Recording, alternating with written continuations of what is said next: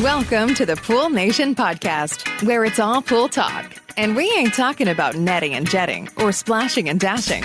We're talking about becoming a nation of pool pros. We talk about the latest products, trends, and training in the pool industry. Now let's welcome your host, with over a decade of industry insider experience and still the reigning champion of Marco Polo, Edgar De Jesus. With his co-host, the fastest netter in the West, John Chikalis, and Zach, the pool boy Nicholas.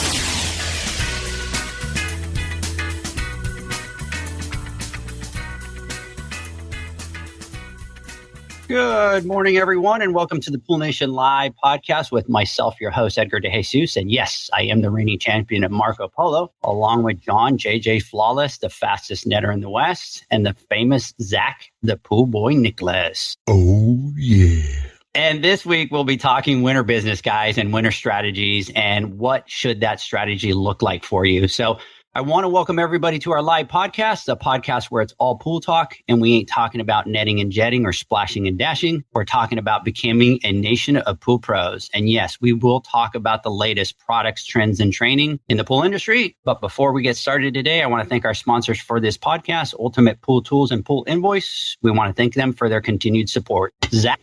Hey, good morning, everybody. I hope everyone's doing well today. I'm really looking forward to today's discussion because I think strategizing is something we tend to overlook or put off, when in fact, it's a very crucial part of building our businesses. Yeah, I agree. John, good morning. Good morning, everybody. How are you doing? Surviving. End of the week. It's been a busy one. Yet another one. Looking forward to having this conversation because I think it's super critical that we actually sit down and have a plan and kind of talk about it. Because, once we get done with the summer season, a lot of times we kind of just want to sit back and, catch our breath. But now's not the time to do that. We have to start planning for winter so that we can have a successful winter and we can get in our break time. Oh, I agree 100%. So, guys, in today's podcast, we want to talk about a winter strategy. And I think our tendency, like John is saying, is that we kind of get into that comfortable zone once the summer's over. And that's because we take a beating in the summertime, long days, long hours, the heat. But I think that a winter strategy is really important for any business and any pool business. So next week, we're going to talk in more detail about an overall strategy for your businesses for the year long.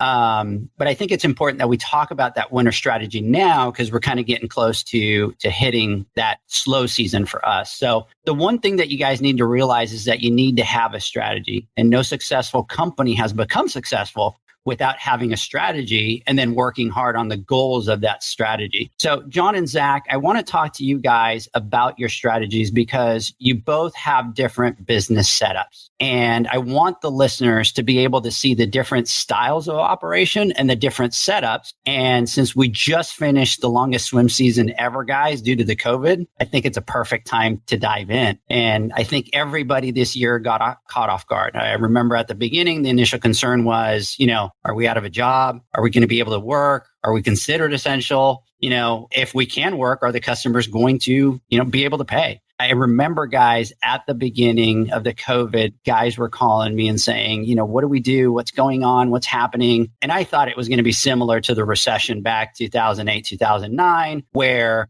customers were not going to do the repairs. We're not going to really spend a lot of money on their pools. But man, did I get that one wrong, huh? The last thing I think that anybody imagined during this COVID was that our industry was going to have a boom. And most pool service companies and builders, guys, are seeing all-time high increases in sales, clients, and projects. I got guys that are building pools and I've sent them some leads and they're like, Edgar, we can talk to them, but we can't even touch the pool or start the build until April of next year. Things are definitely booming for our industry. Guys, I think both of you have seen a big jump in business, right? No, absolutely, Edgar. We've seen a major increase in business. And I mean, it's just been bonkers, especially for us out here in the valley where we're at. And I've talked about this many times. During the summertime, it's not quite as much of a swim season for us here because it's so hot. People leave a lot of the homes or that are here are second and third homes and people that live from out of town. And, we're just there trying to maintain and trying to keep the water looking good at 124 degree heat, but this year we've just seen it. We've had a swim season where it's going to extend through 12 months. So all of summer has just been absolutely bonkers for us. as far as picking up new clients and servicing pools and green to cleans and installations, repairs, everything, you name it. But I think even though it's been a blessing for most of our businesses, we've also had some major challenges. Some manufacturers, I believe, and woefully unprepared when it came down to this. And I'm not talking about when it all hit us like around February, March, but down the road through the middle of this all, when we saw the uptick in business and we knew we were going to be essential and that we were continuing to work, where it came down to where we didn't have anything available for these customers that were looking to upgrade stuff as far as like heaters or pumps, salt systems. And there was a lot of, how can I put it? There was a lot of frustration, because being so busy and having all these clients that all of a sudden now they're sitting in their backyard and they're looking at their pools and they're saying, hey, look, I'm going to get to this repair that I didn't do. Or, hey, my children are able to spend time in this pool. We're going to actually use it for once. So I want to make sure it's up and ready in tip top shape. Or I want to actually use the jacuzzi. So people are buying all these things and wanting to do all these things, and they're setting it up for you, or they're asking you, hey, I'd like to get this fixed, or I'd like to get a heater installed, or I'd like to get a pump installed. And as a business, we weren't able to provide it sometimes because the product just wasn't there. Just as short as like 3 weeks ago, I couldn't even find an IntelliFlow to save my life. Guys before that, 3-4 weeks prior to that, master temps were like nowhere to be found. And it's some of these things that we have to take into consideration, and we got to look at and say, hey, look, how do we prepare ourselves so that it's not an issue moving forward? How do we keep the clients happy or thread that needle? So I think, especially with this COVID and all these things that got hit, I think, obviously those companies and, Pentair and all these guys are probably from a standpoint of their production lines and all that, they all get shut down. And so really we just kind of have in inventory what we have. We're able to pick up and start doing pools and kind of getting back into the normal flow. And they're still kind of, weeks behind. But yeah, we definitely did see a lot of just shortages. And John, I remember even on social media, the guys just kind of putting on there that they couldn't find any of those Pentair heaters to install, and they were kind of scrambling and, having to look 200 miles away for heaters and stuff like that. And I think it all, compounded, and we saw a lot of the effects of those shortages.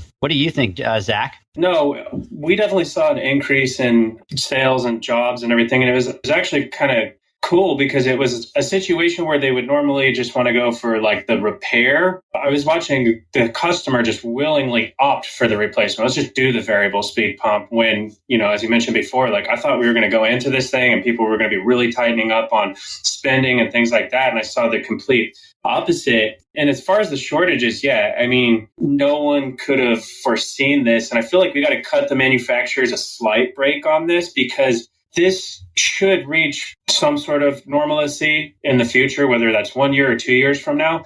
And for a big company like that to make the changes and implement all of the costs, that is a huge task to just turn the ship in another direction. And then it's a huge task to turn it back on course when things level out and there's not the need for all of this ramped up production and ramped up personnel. So I personally have been a little bit more patient on that front. But as far as like handling the shortage, it's been an interesting process. And, I've put a lot of thought into this. And the problem that I run into is potentially buying too much stock and tying up my cash because I don't want to sit on products that we can't sell.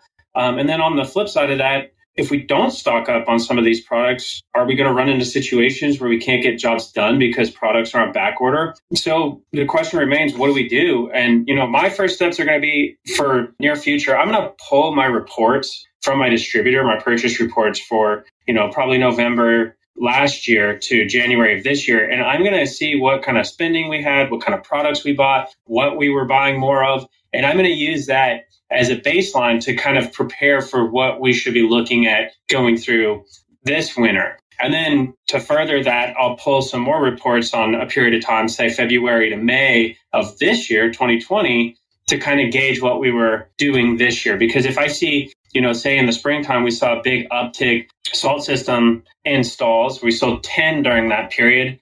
I'm going to make sure that we have, 4 of those systems on hand as we go into that period. And I just pick 4 for no reason, just simply that I feel like 4 will allow us time to acquire more if needed, because you don't want to wait until you're completely out of products to buy more. But at this point, that's the extent of our plan for the product shortage. Yeah, Zach, I agree with you. I mean, it's not pinpointing or pointing fingers and blaming anybody. I mean, we all got caught with our pants down, so to speak. You know, this is something that we've never been through before as an industry, or at least that I can remember. So how do we prepare ourselves to avoid this in the future? I mean, is it even possible? I mean, things are starting to resume to normalcy to an extent. And I think it's more because we've kind of accepted it as a new way of life. You know what I mean? It's time, and it's real important that we take a second to regroup and plan for like the holiday season and for the winter months. You know, I'm sure some of us or most of us have been busy nonstop. And usually that means that we have to prioritize based on important things, and we've put aside some other things. So for instance, you know, we all go to a pad. We wish we can all say that every single one of our pads are 100% tip top shape and there's nothing that needs to be done. And usually when you're all caught up and you're ready to go and you have everything dialed in, that's the case. But when you're slammed and working 7 days a week, trying to keep up with the new business and trying to make things happen as a company, you have to prioritize, right? And figure out, okay, this is what needs to be done first. And this is second, third, fourth, fifth priority. And one of those things that tend to fall off is like, for instance, things like filter cleans or salt cell cleanings, or your drains or your partial drains. And I know something as simple as a filter clean can be put off for a few months and no one is wiser, right? Because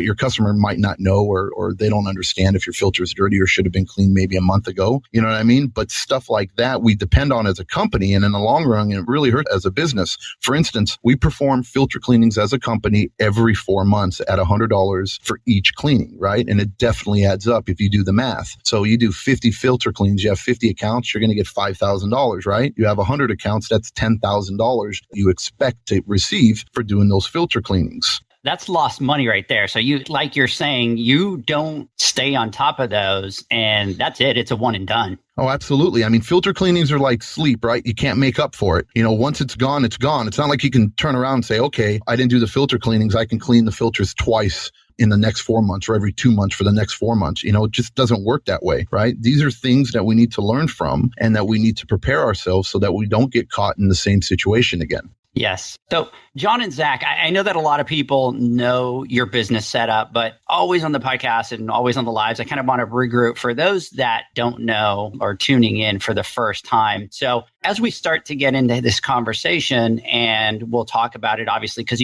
both of you have different business models and different business setups. And I think that's one of the powerful things of the podcast is it kind of is able to talk to everybody. And even those that are making the transition from one model to the next. So, John, really quick, so those guys that are listening, what is your business setup? Yeah, so it's just us. It's just me and Mama, the love of my life right there. And I know she's on. And without her, this business wouldn't even be possible. You know, the accounts that we take, we do about 100, like I said, about 120 accounts that we have. We have 2 trucks and Mama and I are out every single day. The way it works is we do business, or we do our routes on Monday, Wednesday, Thursday, and Saturday. And then we leave open Tuesday and Friday to do repairs, new customer quotes, anything else that has to do with the business. And on average, we do about 15 pulls a day each. And we choose not to do more than that because in order for us to provide the service that we give to our customers, or the value that we supply to our customers so that we can justify the rates that we charge,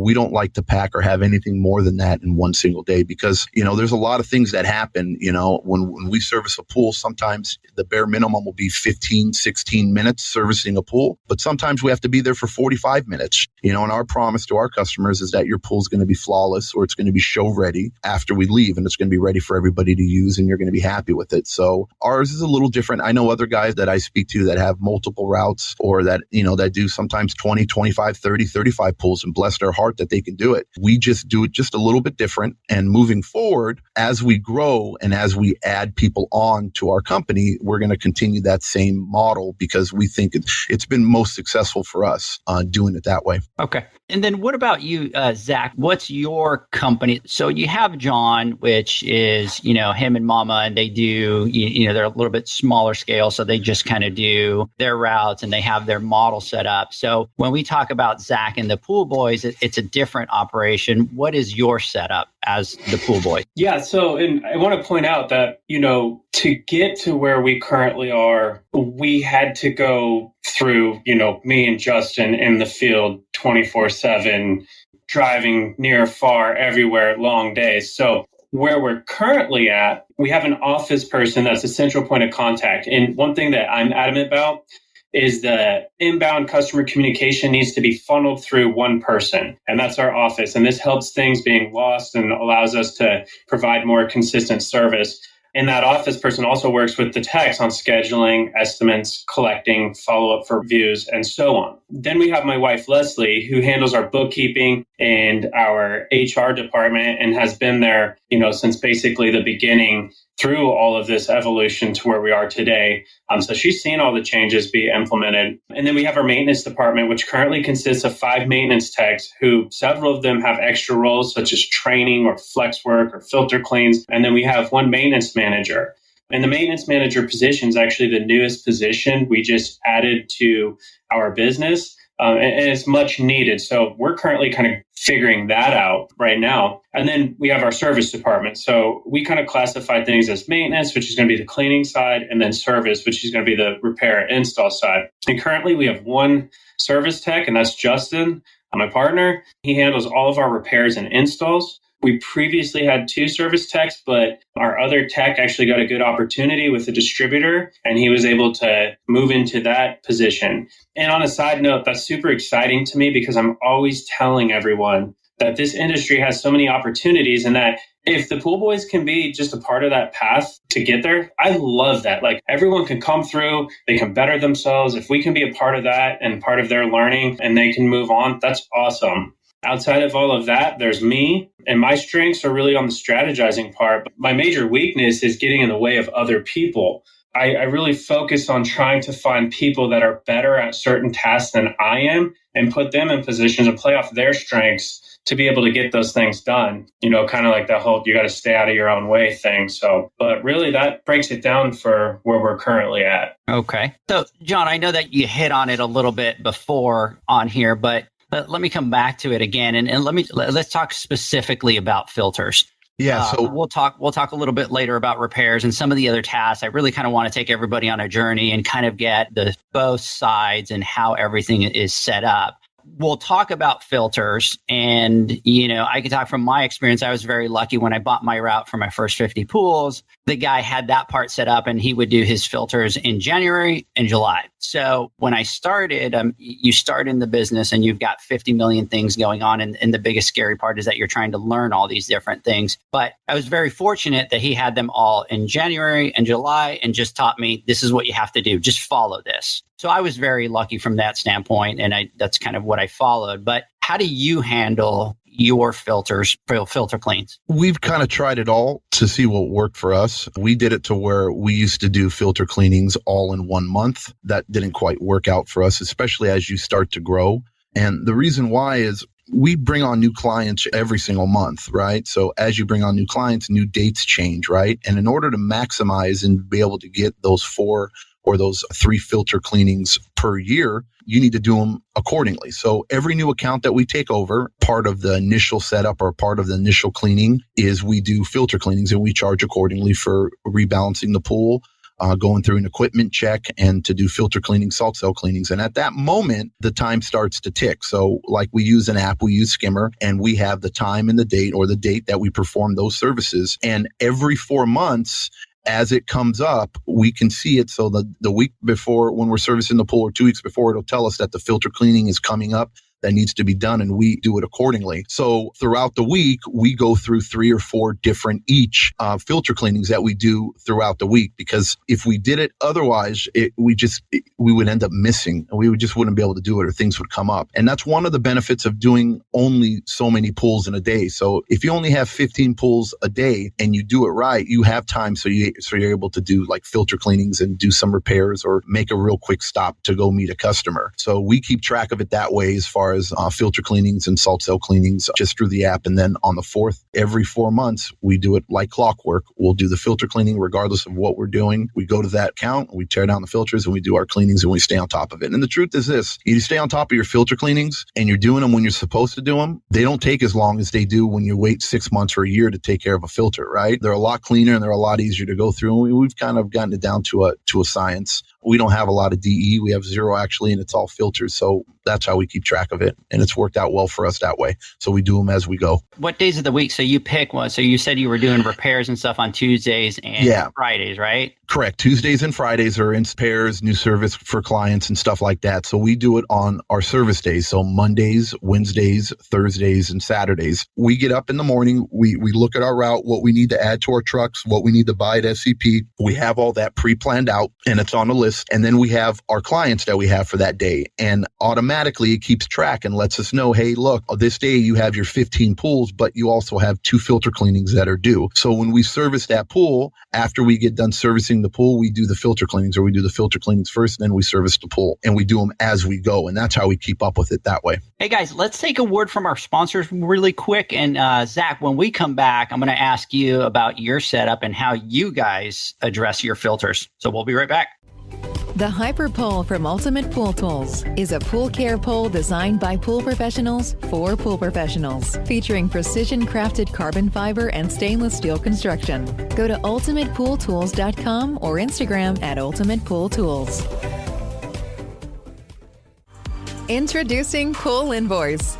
Pool Invoice is pool billing software that was created specifically for the pool service and repair industry. It was developed for our industry and only our industry. Pool Invoice was built with recurring billing in mind. You can print, email, text invoices, or even send via WhatsApp. You can add reoccurring or yearly charges, accept credits, and set up autopay. You can even see when customers have seen the invoice. It even has a customer portal where they can log in and see, print, and pay invoices. It has all of your customers' information on one page, so you don't need to search through hundreds of invoices looking for the one you need. Just go to the customer's profile, and it's all at your fingertips. It's currently in beta phase, so anyone can use it for free. Just go to poolinvoice.com and request an invitation at the bottom of the page. Pool Invoice was made for you. All right, guys, welcome back. So we are talking about winter strategies and just talked with John and his strategies, really kind of covering filters. And we'll kind of go through a breakdown of all the other things that we need to hit during wintertime. Zach, you have a little bit of a different setup. So how does your company deal specifically with filter cleans? Yeah, so as most of you know, we have that all-inclusive service where we include the filter cleans twice per year, so every 6 months. So for us, when it comes filter clean season, it's not super exciting as far as like a huge bump in pay, but we got to keep in mind that we're getting a portion of that month after month. So what we currently do is when someone signs up with us, we assign them. We have 2 spring months that we do filter cleanings. We have 2 fall months. So let's say April and October. So we try to space it out between those months. And so a customer might sign up. We put them on the April and October schedule. And then when we get to that time, we go ahead and take care of it. And we try to spread it out over the 2 months so that whoever is handling those filter cleans isn't completely overwhelmed. As we're growing, we're finding pain points in trying to figure out how to change some things or modify this current system to make it a little easier, because it's getting to a point where, we're going to need full-time filter cleaning during those months. And it's really hard to take one person and dedicate them to that all the time. So, and when we get to these filter cleaning seasons, one thing we try to do is stock up on the O-rings, the grids, the manifolds, and so on, and keep those on the truck with that tech so that as he or she is out there cleaning the filter, when they find that failure, we can, call the customer, get the approval, get it all completed in one trip, because we don't have time to keep going back to filters on, repairs or have that downtime with the pool. And another thing cool is like, John was mentioning using the app and having reminders and tasks and stuff like that. So we have something similar. And what we're doing now is when we do a one-off filter clean, not necessarily a maintenance customer, but someone calls in, we go clean their filter, we're setting them up on a 6-month reminder. And then we call them in 6 months in an attempt to try to schedule another filter clean. Theoretically, in a perfect world, if we were to capture every one of those, we pick up 1 filter clean today, and then 6 months from now, we have 1 filter clean. We pick up 2 filter cleans tomorrow. 6 months from now, we have 2 filter cleans. And then it just kind of snowballs from there to, again, eventually we may need a full-time filter cleaner. So, our current system isn't perfect. we'd had a tech that we were down, and it became very hard we had to take our filter cleaning person and put them on route. And it's been very challenging to kind of work through that process. But you know what? We're getting through it. And it's these unforeseen challenges that you see, and then you figure out how to make a plan and the process better. Yeah, and those filters are going to be, a big source of revenue for your business, guys. So, if you get too busy during the summertime, put a game plan together, put it, like the guys are saying, put them on a calendar, do something. But that's one of the biggest areas where we tend to probably leave a lot of money on the table. And it's exactly like John was saying. It's like sleep. It's once it's gone, it's gone. You can't make up from that. So, I think the important thing is to come up with a game plan for that off season. And we're going to go into a little bit more details of other things that come up. But I think the important thing is that you have to strategize. You have to be organized. You have to make a to-do list for each of your clients. The other thing, we all have, little repairs here and there that we need to address,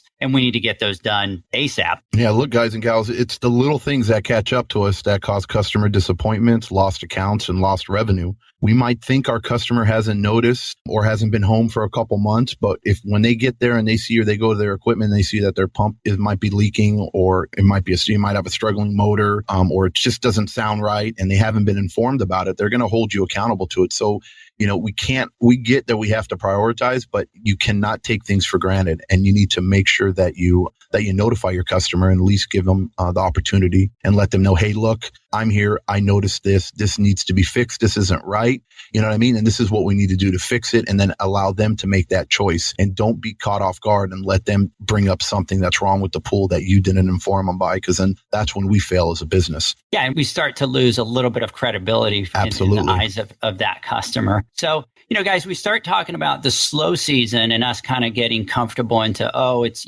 slow. So that's my time to relax a little bit. But that's really the time to organize yourself, put a game plan, put that strategy together so that you can attack those things in the wintertime. And, realistically, guys, we're only 6 months away from our next swim season, and it'll come quick because we're going to get hit. You're going to have Thanksgiving in there. You're going to have Christmas. So you're going to have some time that you're going to be off or trying to spend some time with family and stuff like that. So it makes those 6 months even shorter. So, I think it's important for you guys out there that, look at this time now and go, hey, let me put a strategy in place as to how I'm going to deal with all these things and create a pattern and something that you're going to repeat that's going to make you successful. John, Zach, we talked about filters. So we talk about the other things that need to get done, like repairs and other things. John, how do you handle that from your business standpoint? So again, it falls back down to, an app or using a program, the same app that we use when it comes down to filter cleanings, we use for repairs and maintenance. And it's creating a mental state and an understanding. And you have to be very disciplined. But when you go to a pool or you go to a home and you see something that needs to be addressed, you need to take a minute and you need to put it into your phone. And that's what we do. We put it into the app and we create a ticket,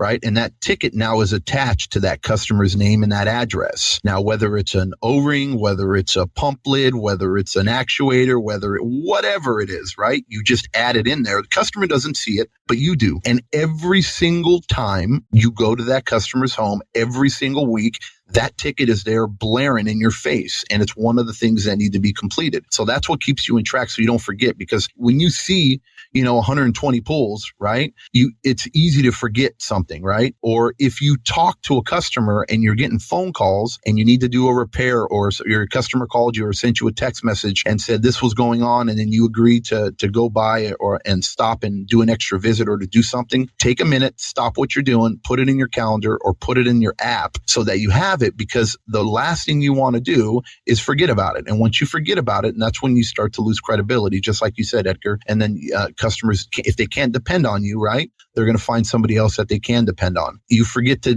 do these services or do these repairs, you're losing tons of money, right? Again, it's really simple. It's nothing to do with being a brainiac or being really great with remembering things. It's as simple as just sitting down, putting it in an app or put it in your calendar so you have it and you remember it every single time. And then you make the choice as a business or as a person. Do I want to do it or I'm not going to do it? And then that's a whole separate conversation. If you keep procrastinating, you can only do so much, right? But if you have the material there and you know that you need to get it done, right? And you have it there so you can't forget, because we all forget. That's how we stay on track. And that's how we eliminate or we avoid as many customer disappointments as possible. Yeah, I think the tracking is going to be the most important part. And one of the things that I used to do, guys, and that was a long time ago, but I had a binder in my truck, and I made all my guys have binders too. And back then, obviously, there's no apps and stuff like that, but I would make them at every pool write down what the readings were and what the chemicals were that they added. And then at the back of the binder, it was really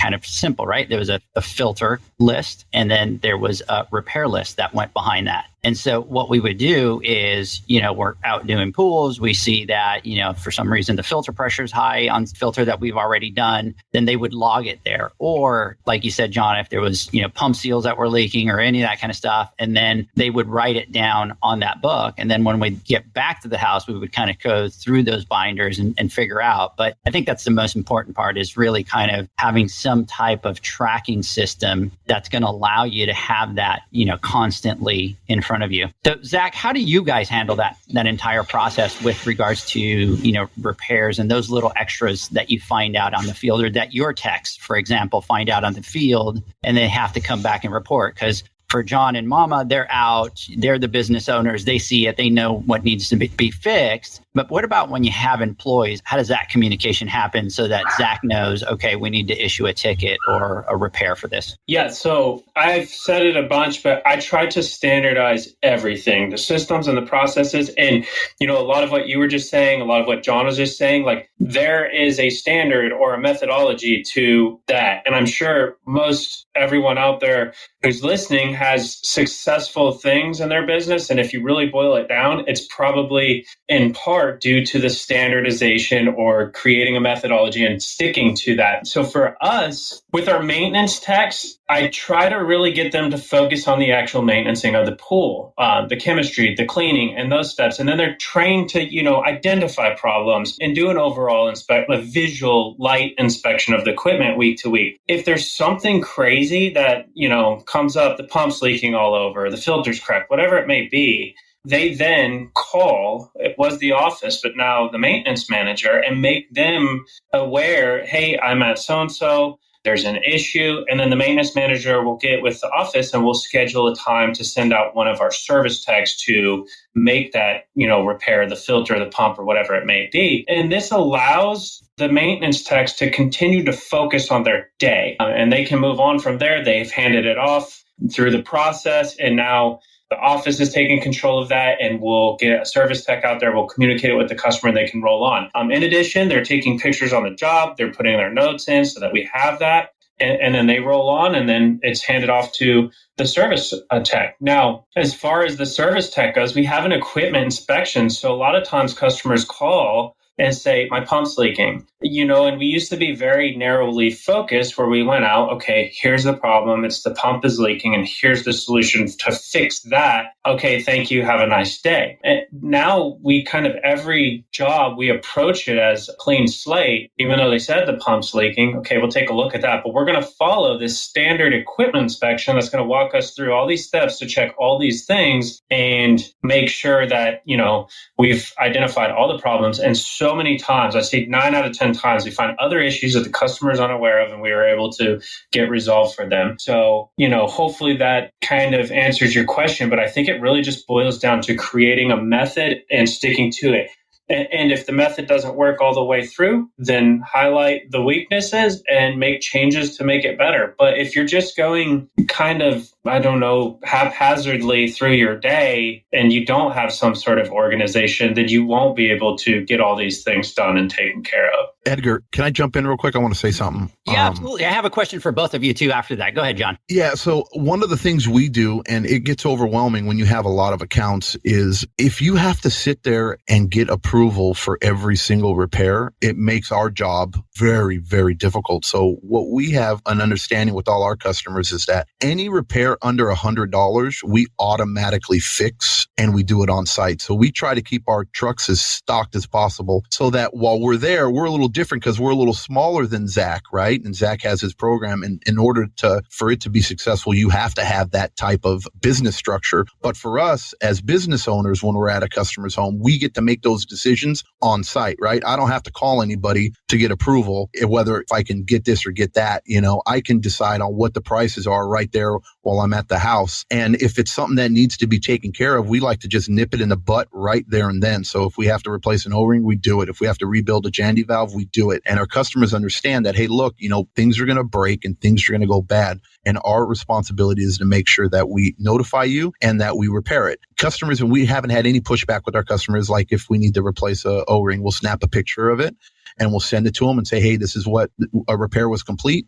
And they'll know that it's a repair that was done and it was under $100, and then we just bill it accordingly at the end of the month. And that's how we can kind of keep it from getting so overwhelming for us, because we're able to kind of attack it and get it done right there and then on site. Well, John, I guess I had a question, but you kind of beat me to the punch, and that was going to be my question, was really kind of how do you handle that? And I used to do the same thing. I really was more kind of around the $50 range, but I think a lot of it is how you create your processes and you stick to them. And then I think the second thing is we need to talk about how we train our customers, because it goes both ways. And so, for example, any new customers that I took on, I was always like, here's the months that we are going to do your filter. And there is no, I need to send a letter or I need to send an approval. These are the times that we're going to do those things. These are the months that you're going to have, added charges and stuff like that.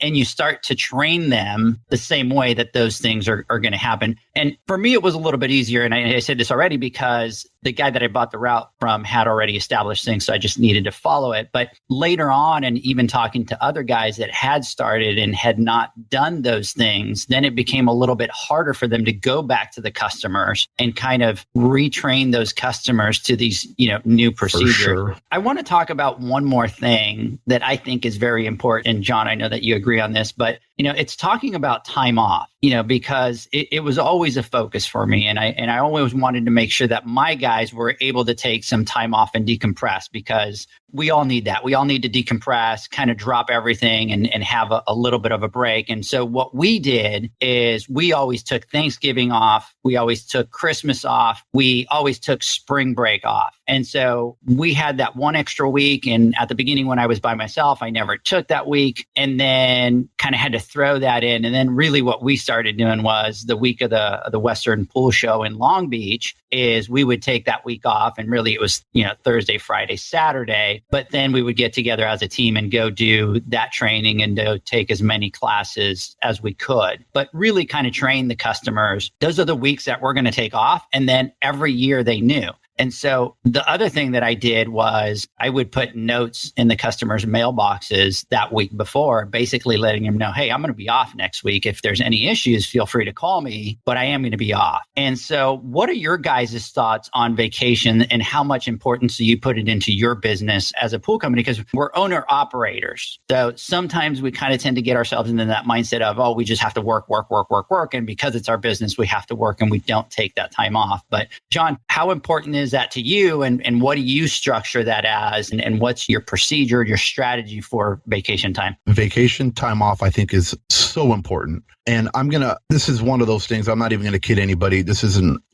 It's like, do as I say, not as I do, because I'm a bad example. I know what I need to do, but I know that I haven't done it, and it's going to catch up to me. So, we work really hard and we bust our butts. And unfortunately for most, including myself, we consider ourselves sometimes the lowest priority. And thus, like days off, vacation, and working after hours, because we're afraid that we're going to lose potential business and trying to make our clients happy. You know what I mean? We just need to take some time off. You don't want to get burned out. Now is the perfect time to schedule and plan for it, especially after what we've just been through with the COVID and the extended swim season. Most guys, and we also do this ourselves, we bill on a 4-week month. So that leaves 4 weeks out of the year for sick time and vacation, right? So 4-week months times 12, that's 48 weeks. There's 52 weeks in the year. So we explain to our clients, hey, there's 4 weeks out of the year that we service your pool that you don't get charged for. So sometimes we take time off based off of that. And then we expect to continue to be compensated. We don't give you a rate cut. Don't be afraid. Your clients should respect that you need to get time off. And if they don't, to be honest, it's time to get rid of them. You and your family are most important. And if your clients can't respect that, that we have lives too, it's time to move on. And I know, we talk about it, and I'm going to make a promise to myself that this year moving forward, and Mama, I know you're listening out there. I promise you we're going to take more vacation time, but I'm always afraid that something's going to happen to me, right? I'm afraid I don't have 3 or 4 guys or 2 guys as a crutch to where we can kind of work things out and then they can fill in for me, And if I get sick or I get hurt, or something happens, I'm figuring, well, if I have that time and I can use it, then I can recover and I'll be fine and I'll be able to get in there. But I'm so paranoid that something's going to happen. And yet year after year after year after year, everything's been good. I've been blessed, that these times we just don't take them off. And we even find ourselves working on Thanksgiving and Christmas week sometimes. When we first started, I got it. I wanted to do the best I could, and I wanted to, make our customers happy, and I wanted to provide for my family, and I wanted to be the best service out there. But at the end of the day, it's not worth it. You need to look at the people you come home to and the people you kick butt for out there, and the people, your family, your wife, whoever it is, your significant other, your partner, your dog, whatever means anything to you and why you work so hard every single day. Those are the people you need to look out for, right? And you have to spend time with them, because if you don't, it'll catch up to you and you'll get burnt out. So that's kind of where I'm at with that. Zach, how do you handle your vacations? I'm in total agreement with you. We become the least important thing. And I know Lee's sitting there listening right now, just shaking her head in total agreement with you, because I'm guilty as well. Nonstop work. And it's to the point, I'll even admit, avid gym goer my whole life. And as of the last year and a half, it kind of fell off. So I've actually got a personal trainer 2 times a week, not necessarily for that, but just to hold me accountable. You have to go in because my health needs to be a priority. And it's to that point where that's something I've put in place to hold me accountable just 2 times a week. So I'm in total agreement. As far as how we handle it as a business, we have certain holidays through the year that we take off, and they're either service performed before or after a holiday, and sometimes just no service, Christmas or whatnot. And we don't offer refunds or credits for that. For us, though, taking a week off is tough because of lost revenues on repairs and installs. Because we're doing so many repairs and installs each week, that's a huge hit. So we're currently kind of in the works of developing a better holiday schedule. But as of now, that's where we're at. I think it's really important. And John, I was like you in the beginning years. I never took any time off. And if anybody called me at any time of the day, it was, I'm dropping and I'm going and doing all that. And, I got to the same point where I think you are now, where it was like, okay, now it's important to really kind of start to focus and take that time off. And it really does allow you to kind of recalibrate and kind of come back. So Leslie, I know that you're listening. Mom, I know that you're listening. I'm going to start beating on these guys and making sure that they take some time off out there and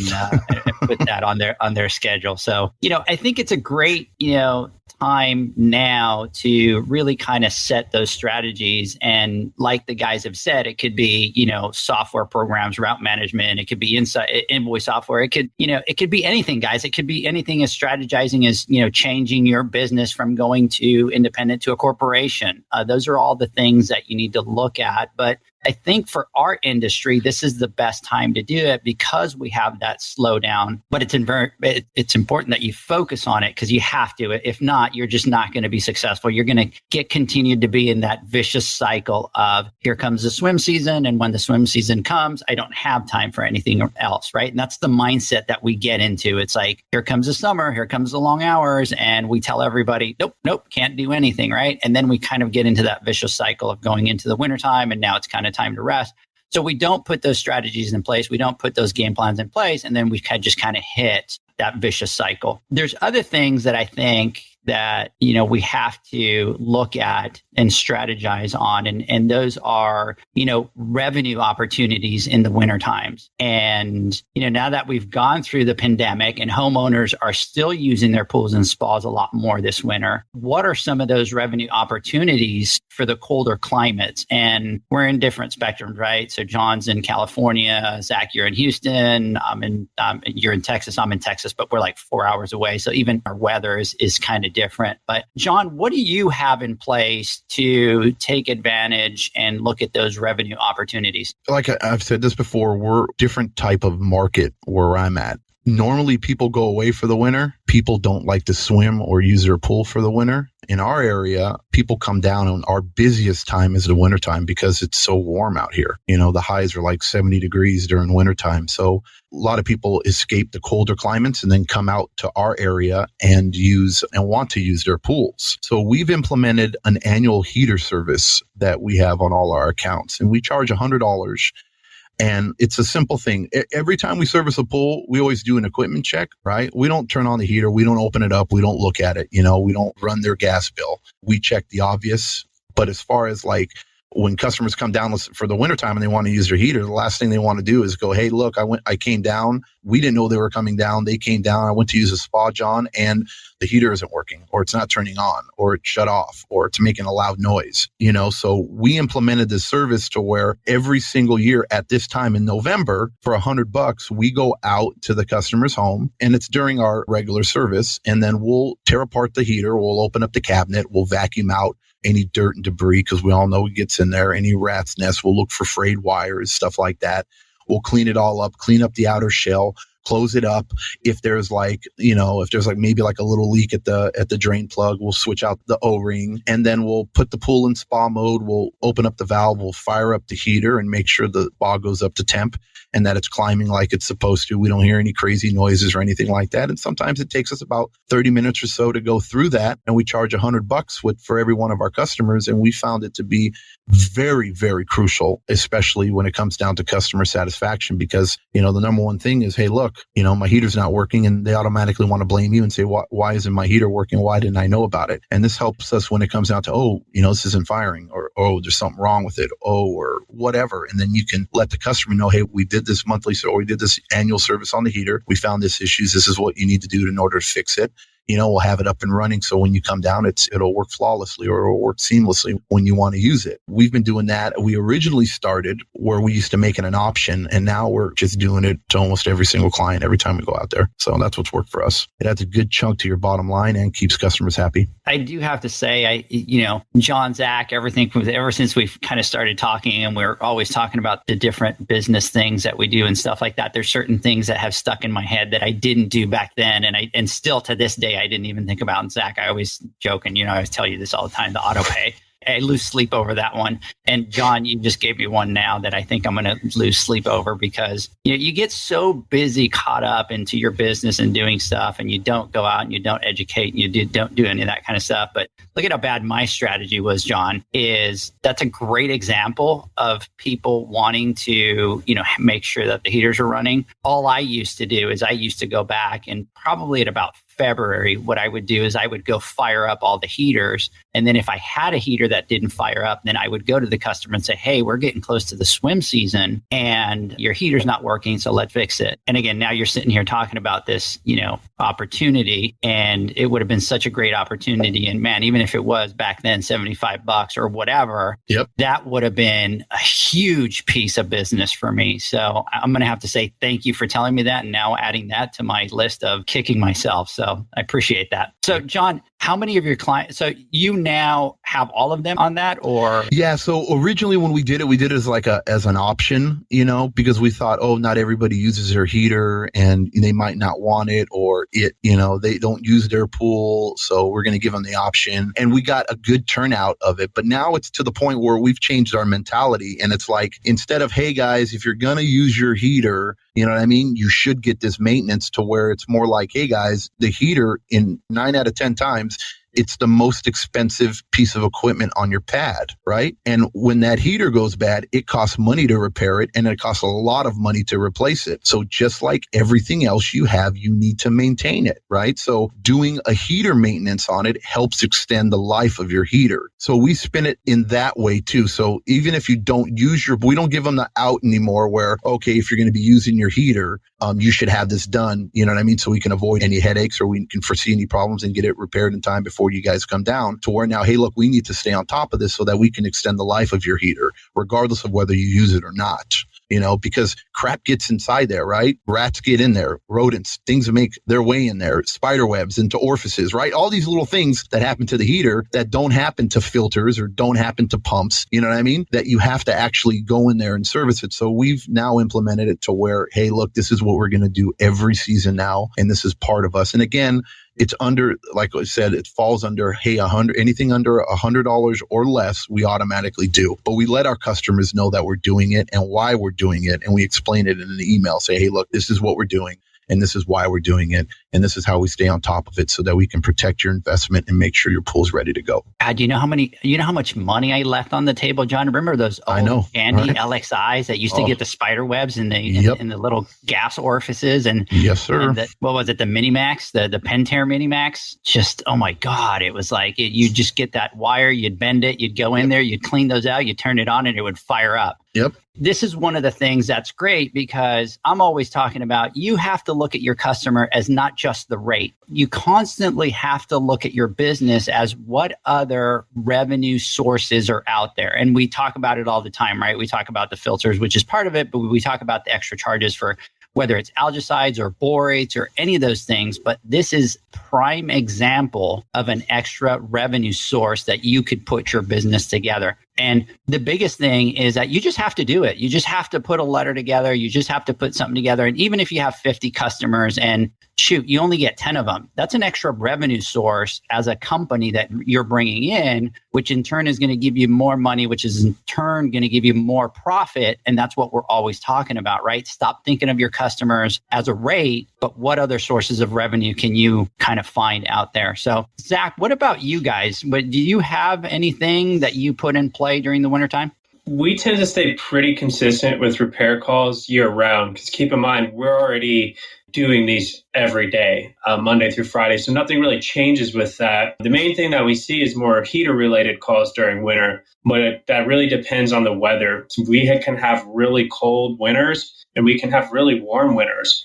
So that plays a big part of what we're seeing out there. I would say the main things for like winter, what we focus on is we just try to push out more marketing or web content about heaters, or things related to the cold during that time.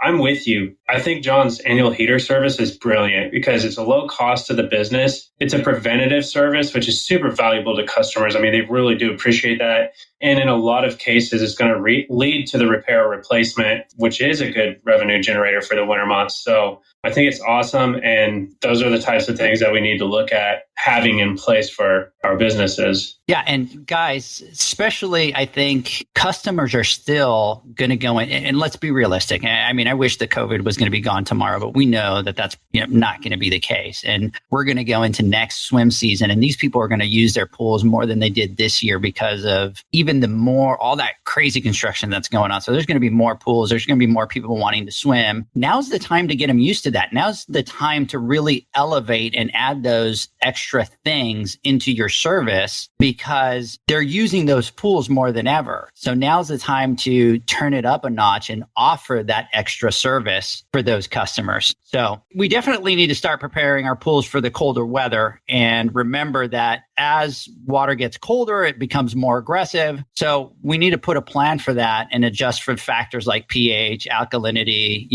calcium, and we need to, compensate so that we don't damage the surfaces and the equipment. And it's okay to run your pH, guys, just a little bit higher during the colder months. But that's another thing that we need to look at. We, need to look at those things for the wintertime, and doing that, helps keep those pools a lot more balanced. Yeah, and pay attention to your free chlorine levels, guys. Chlorine use is lowered dramatically when the water is cold. So don't waste and don't overuse your chlorine. Plus, remember to focus on your CYA. We talked about this on our last Instagram live. Now's the time to attack it, and now's the time to stay on top of it. Absolutely. Guys, let's take one more word from our sponsors. And then when we come back, guys, let's get our final thoughts. The sound of you continually pitching pool care poles into the trash.